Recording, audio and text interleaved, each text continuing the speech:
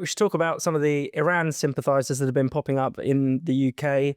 People may have seen at last weekend's pro-Palestine march, there were various flags being waved of the Islamic Republic, placards of the ayatollah. Also, on a kind of separate story, an Islamic charity has been alleged to have been selling basically pro-regime key rings and phone cases showing the silhouette of Hezbollah's late leader, Hassan Nasrallah. I mean, Tom, we were shocked by the silence in Britain and in the sort of political class at the, in relation to or following the butchering of all those protesters in Iran. This is even worse. I mean, there are actual sympathisers with this regime, seemingly out and about, quite proud of their views in the UK. And to do so in the wake of that horrific crackdown is so morally repugnant, it's hard to find the words to describe it. I mean, we're talking about tens of thousands of people believed to be dead because they were protesting for their freedom. And you've got people chanting pro-Ayatollah slogans, flying the flag of the Islamic Republic. I mean, we knew all of this. I mean, this is something which has burst out into the surface since October the 7th. The fact that these pro-Palestine demonstrations seem to so easily and naturally spill over into pro-Hamas or pro-Islamist sentiment. This is, I suppose, another manifestation of that. I mean, periodically, depending on which group of Islamist scumbags were in the news, whether it was the Houthis or the Islamic Republic or Hamas or Hezbollah or whoever, you could find a mix of kind of Islamic sectarians and leftist useful idiots chanting their names in the streets of Western capitals. But I think it's a reminder that this has been quite a long time in the coming. You know, this is something which, particularly on the political left, there has been a kind of marriage of convenience which has been developed over the course of many decades now. Certainly articulated very explicitly in the 1990s, Chris Harman from the Socialist Worker, writing that pamphlet, The Prophet and the Proletariat, suggesting that Islamism is a sort of a form of revolt that could be tapped for progressive purposes in his view. What I think is fascinating about the moment we find ourselves in now is that marriage is totally consummated. It's no longer, oh, any enemy of the West is a friend of mine. Oh, yeah, they're backward and reactionary and don't like modernity and don't like women's rights and gay rights, but at least they are some kind of bulwark against Western imperialism. They're openly friendly towards them. They're openly supportive of these regimes. We've gone for saying these are, potentially useful allies to, as Jeremy Corbyn once said, these people are our friends. So, yeah, I mean, it doesn't surprise us, of course, but there's a very deep rot that needs to be addressed here. And the problem is there's so many different roots to it, whether it's the kind of homegrown sectarian extremist problem or it's the leftists who are very willing to march alongside them on any given Saturday or Sunday afternoon. I find it all appalling. And it's the political indoctrination of people that I think is happening younger and younger. I was reading an article by a Labour MP that their name escapes me, but about how they went to a school to go and give a talk, and an 8-year-old child asked them about their position on Israel and Palestine. Now, 8-year-olds are not thinking about that kind of thing. Yeah. Their parent will have told them to ask the politician that question. Now, I happen to maybe be a bit more pro-Palestine than I am pro-Israel. I think what's been happening in that part of the world is awful. Of course, the hostages should be released, and most of them have been released, if not all of them have been released. And I want a sustainable two-state solution. But what I hate is this sectarian style of politics that seems to be emerging in this country. And people are being indoctrinated from a very young age and then asking their MPs about what their position is on Israel and Gaza at the age of 8, when they should be asking about, I don't know, why there isn't enough sugar in ice cream anymore or something like that. Something an 8-year-old would care about. What happened on Peppa Pig last night? Well, exactly. What happened on how can we get more Peppa Pig everywhere? Peppa Pig clothes for everyone or something like that. That's what 8-year-olds should be asking their MPs about.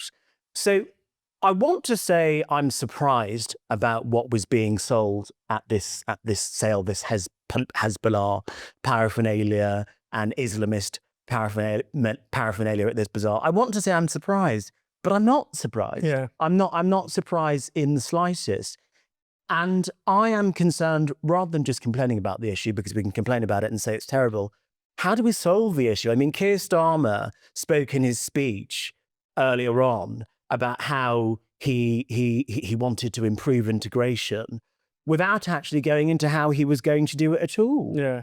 Or without even, he'd certainly never name some of the groups that he might be unintegrated or where there might even be challenges. I mean, we have a government that maybe they haven't yet put this, down fully, but they want to crack down on Islamophobia.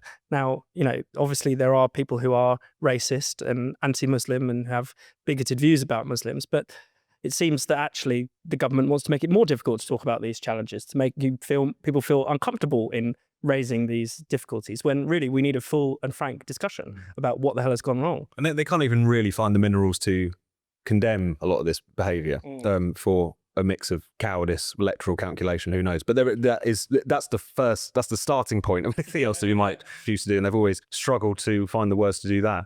There's obviously so many different pieces to this as well, because there's obviously an immigration and integration aspect towards this. Even particularly on the Iran question, just the porousness of our borders allowing in quite clear-cut Iranian agents. I'm not talking about people who might be second, third generation and become radicalised. I'm talking about just the ease with which plots have been able to be hatched in this country across Europe by people sent by the IRGC to go and target potentially Israeli embassies or Jewish centres or what have you. This or is even Iranian broadcasters. Yeah, exactly. Here where I live, there was this Iranian broadcaster that was at the centre of this, I think, quite serious terrorist attack. Essentially. Yeah, completely. And I actually... Just a pro-freedom broadcaster, Exactly. anti-regime broadcaster. And I had to... I used to go to the gym at this said place, and one day it was all normal. And then the next day, you've got all these concrete bollards everywhere, armoured vehicles everywhere. And it's just a leafy suburb in West London. And it's because Iranian dissidents had somehow located this broadcaster. And then luckily, the intelligence services had managed to foil what would have been an awful attack just down the road from where I lived. And the porousness of our borders is making things unsafe for everyone. That would have had a huge impact on all Londoners. Yeah. And I don't think we marry up the need for proper border controls with safety in those tangible kind of ways enough. And to be honest, whilst that was happening, I was actually surprised at the lack of news coverage on it. Yeah. We did an interview with some of the people who were targeted at the time. But you're right, Albie. I mean, the porousness of the border. How can that go hand in hand with us offering asylum to people? Because when we're saying we are offering you asylum from persecution, from an evil regime, and yet we are also allowing people from that regime to come and kill you. The two things have to go hand in hand. It's completely nuts the way that people don't see the connection between those. And also the extent to which we've clearly at points offered safe haven to known Islamist terrorists. I mean, time and time again. I mean, there is the former Gaza Hamas chief, whose name escapes me at the moment, who lives in London.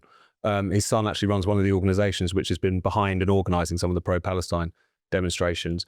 Salman Abedi's family, known Libyan Islamists, not only were granted refuge in this country, but also the security services seem to be incredibly blasé about the fact that the younger Abedis and Abedi Senior were travelling back and forth from Libya, fighting in the Libyan civil war, learning how to make... This is a state that has given up trying to defend itself on a kind of quite fundamental level.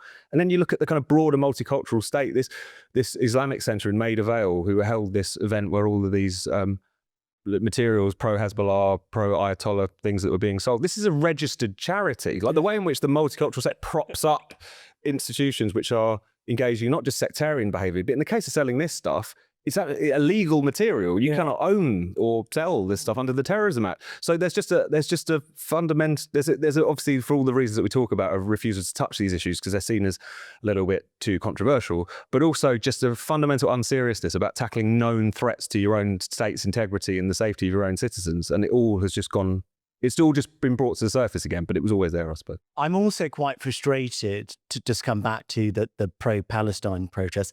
I'm quite frustrated at the ordinary people who go to these protests, who go there because they believe that what is happening in Israel and Gaza is terrible, and they hate all of the death that's happened and the fact that Gaza's been destroyed, and there are these tens of thousands of people who are displaced or ill or hungry or injured or dead.